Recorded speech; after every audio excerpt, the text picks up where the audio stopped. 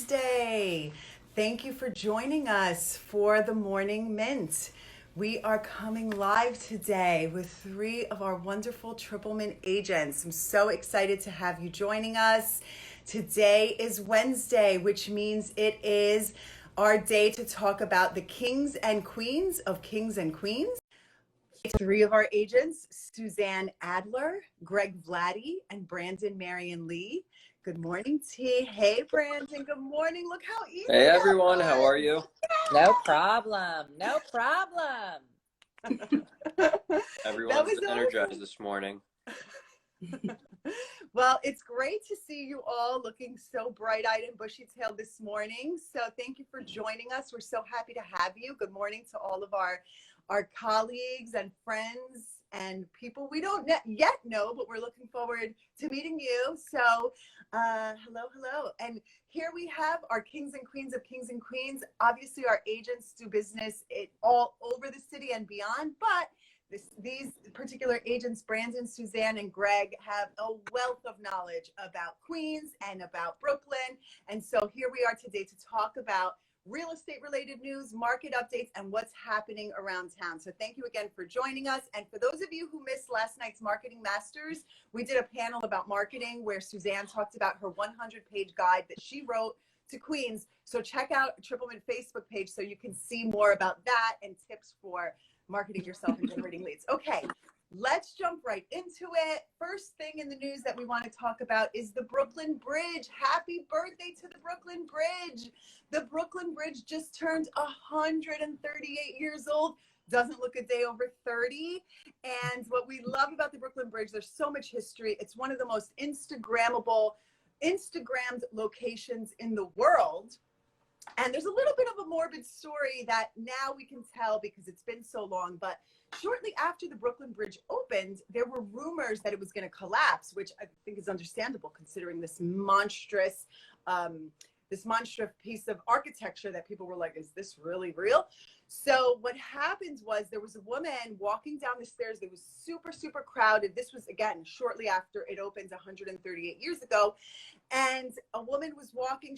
She tripped and fell down the stairs. And someone else said, screamed and said, the bridge is falling, causing a stampede that injured 35 people and killed 12 people. This was shortly, this was again, many, many years ago. But so that's an interesting fact about the Brooklyn Bridge. So that's, some interesting news. So, but we're going to come over to you, Greg, because you have some other interesting news to share related to Brooklyn. What can you tell us? I know that there's something exciting happening in Williamsburg. Yeah, well, I think there's been a huge investment that New York City has made with the waterfront parks, whether it be Dumbo, Williamsburg, Greenpoint, Long Island City. So what they're doing right now at 50 Kent, they're building a $7 million park that's going to connect Brooklyn to make it even more connected, basically. Greenpoint and Williamsburg is going to be connected.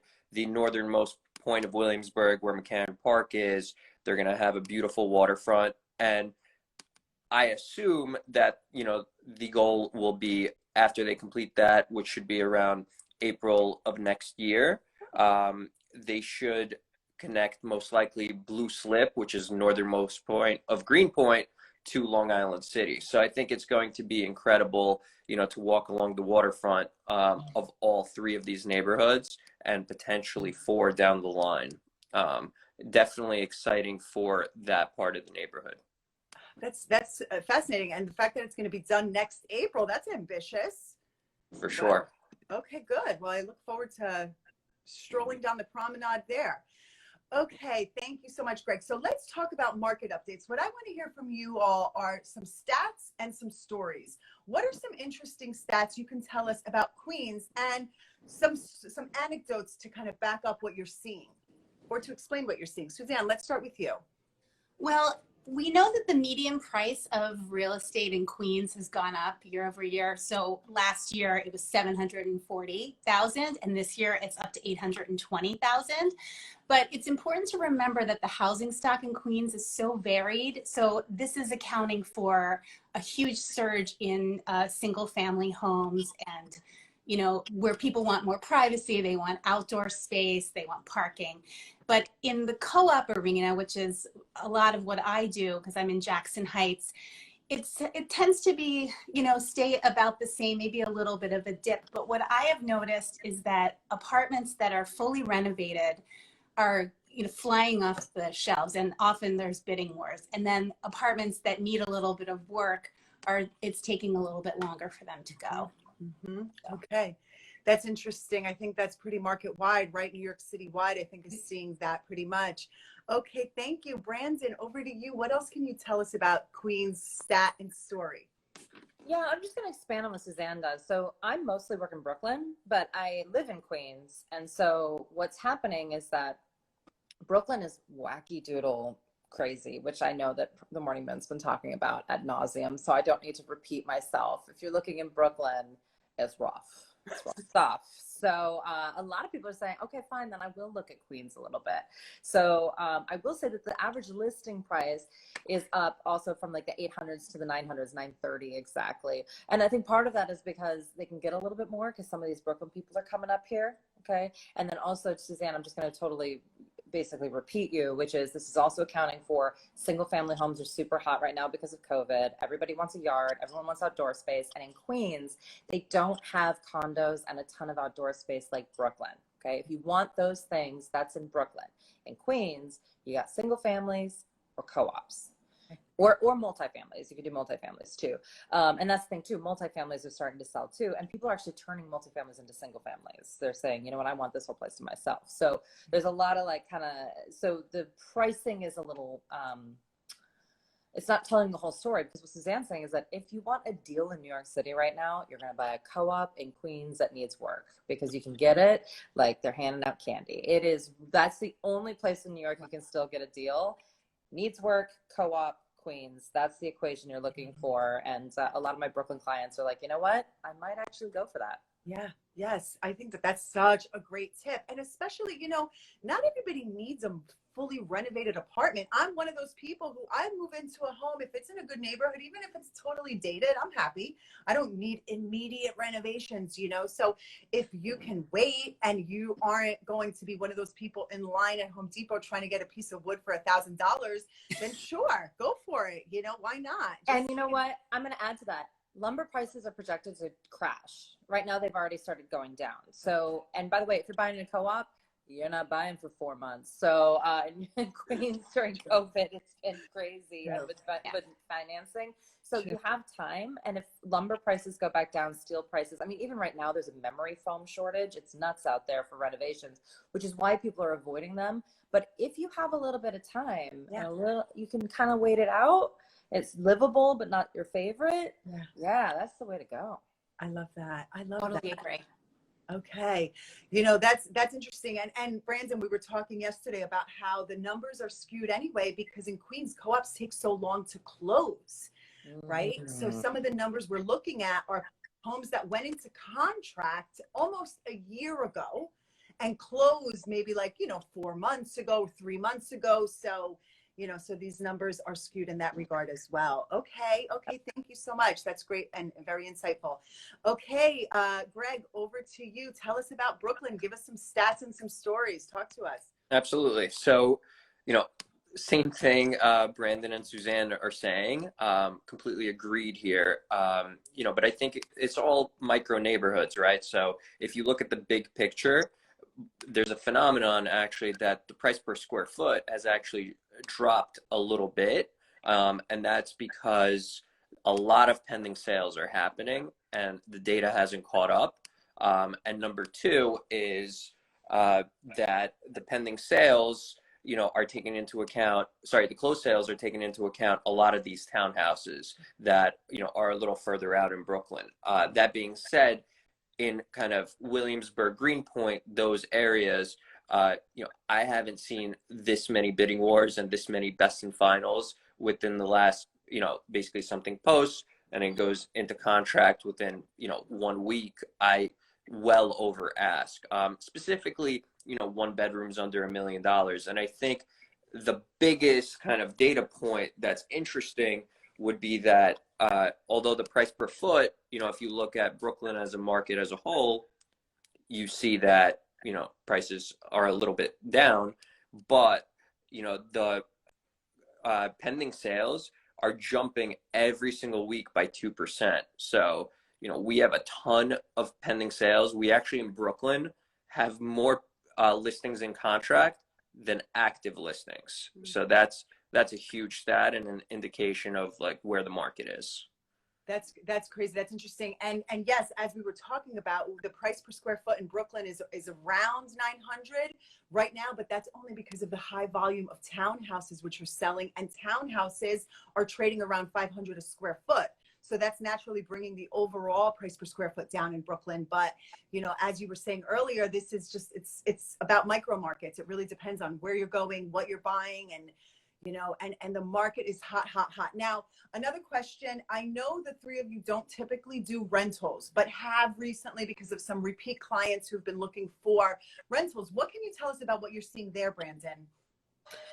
Yeah, I don't, but I had, I don't know why, but everyone that I found apartments for 3 years ago moved in the last month. No, there were 4 of them, and 2 of them were before de Blasio and Cuomo said, we're going to open it up, we're going to get rid of the mask mandate, everything like that.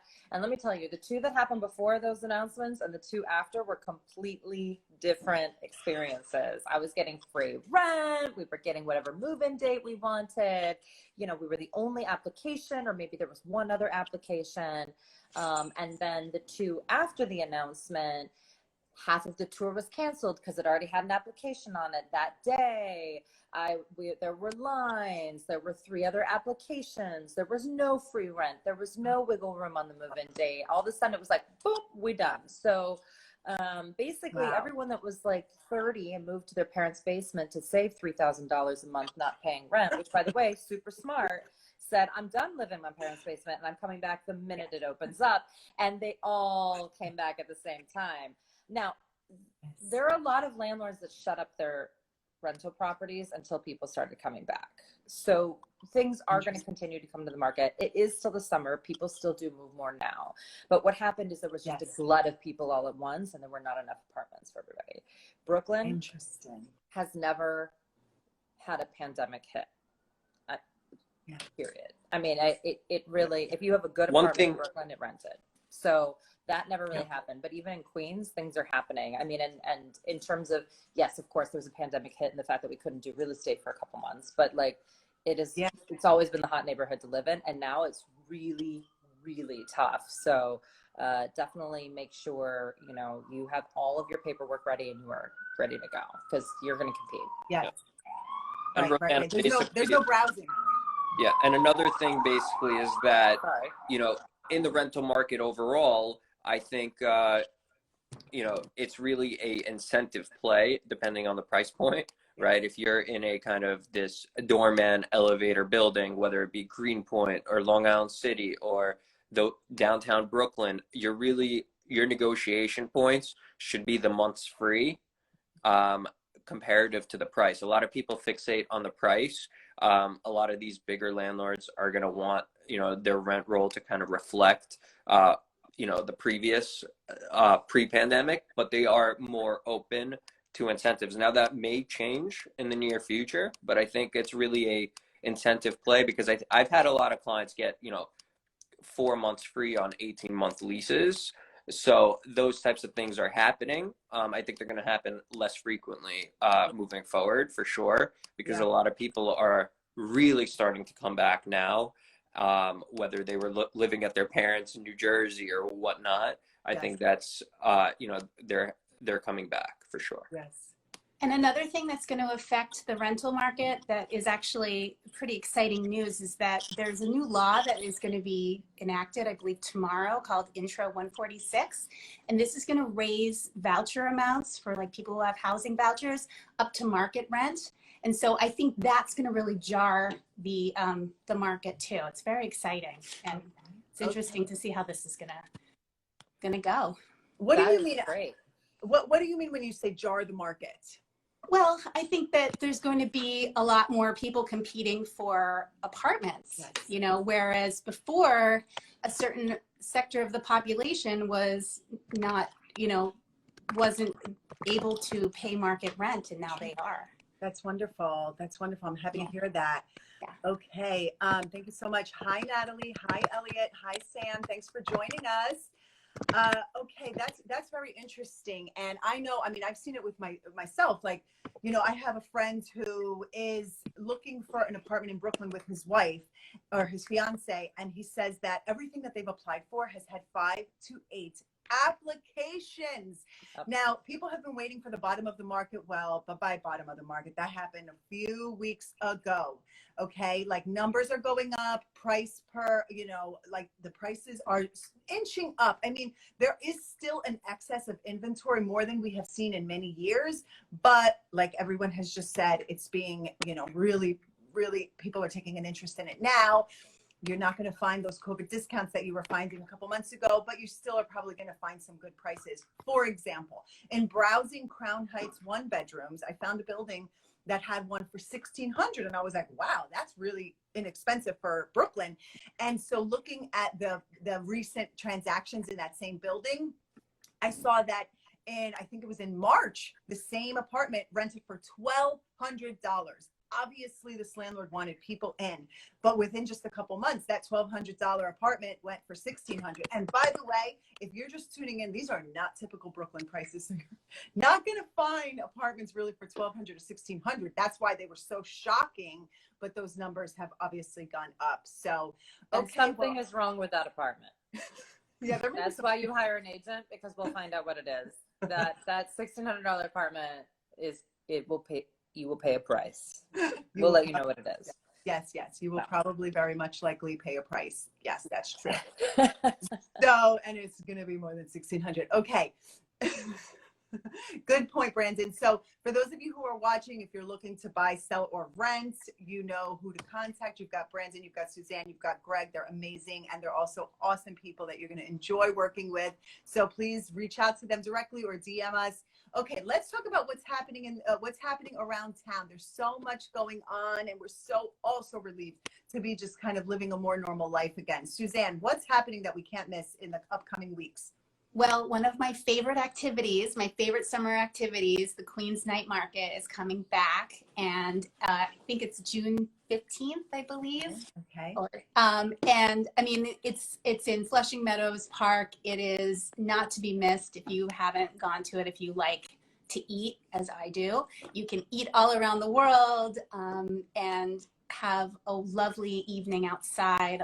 Often there's music, and there's a little wine tent or a wine yard. It's a great fun thing to do with friends or family or whoever. I love that. And so we've been announcing things that are happening a couple weeks out, because everything that's opening up is selling out so quickly. So you want to just know and get your tickets as soon as they come out. Don't sit on it, because you're going to be waiting.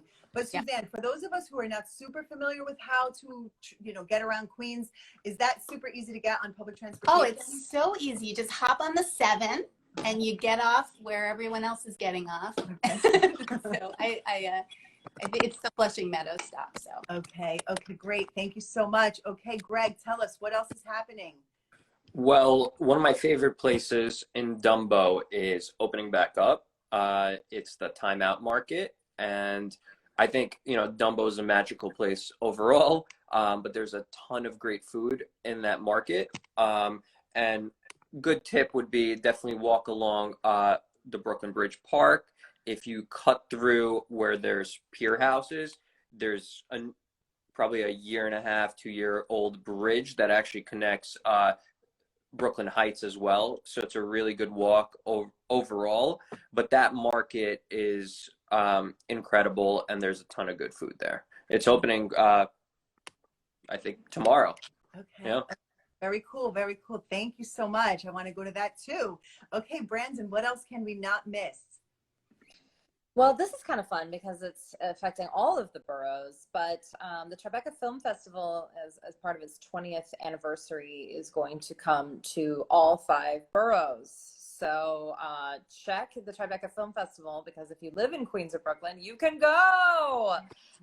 Specifically, they're going to have an event in Astoria Park. As I said, I live in Queens. I live in Astoria, even though I work in Brooklyn mostly. But I do this, you know, this is my home. And also Astoria is going to be having, Astoria Park's going to be having films in the park starting now too. If you wanted to get a jump start on getting ready for the Tribeca Film Festival, they're showing Toy Story 4 this Friday. I just brought a little human into planet Earth in December, so I'd love to bring him, but it starts at like 8:15. They wait till it's dark, so babies can't go, but you can go, and it's on the lawn in Astoria Park. Okay, that sounds awesome. That's really wonderful. Well, I want to thank you all for being our co-hosts today on the Morning Mint. You were great. We'll definitely be having you back. Thank you to everyone for joining us. Again, please reach out for anyone who's looking for real estate advice, tips, news. And I want you to all have an awesome day. Thank you for joining us. And we'll see you tomorrow morning on the Morning Mint. Bye, everyone.